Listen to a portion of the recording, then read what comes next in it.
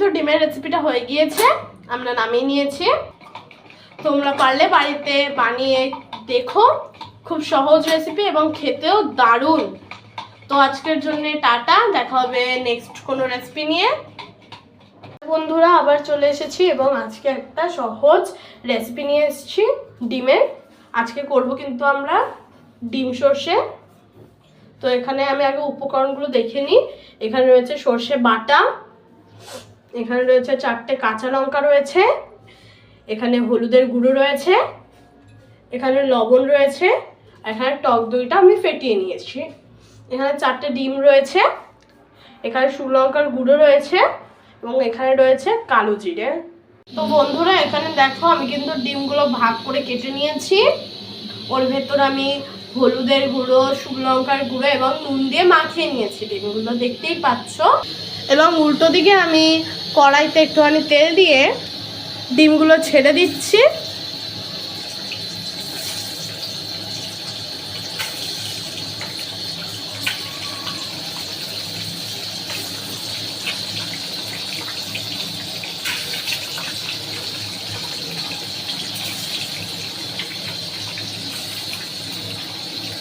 আমি কিন্তু সেই ডিমটা ভেজে নামিয়ে নিয়েছি।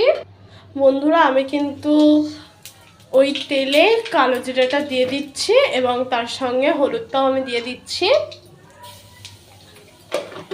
যাতে হলুদের গন্ধটা না বেরোয়। এবং এখন আমি কিন্তু দিয়ে দেবো সর্ষে, সেই সর্ষে বাটাটা। আমি কিন্তু এখানে একটু সামান্য লঙ্কার গুঁড়ো দিয়ে দিচ্ছি।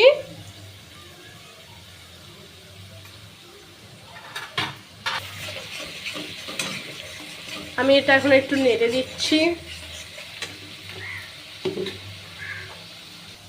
এখন দিয়ে দেবো আমি একটুখানি লবণ,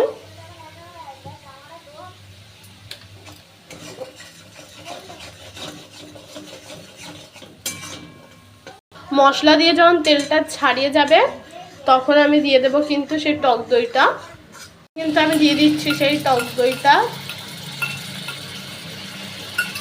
আমি এটা কিছু একটু নাড়াচাড়া করে নেবো এবং যেই বাটিটায় টক দইটা ছিল সেটার ভেতরে সামান্য একটু জল গুলে আমি দিয়ে দেবো আবার।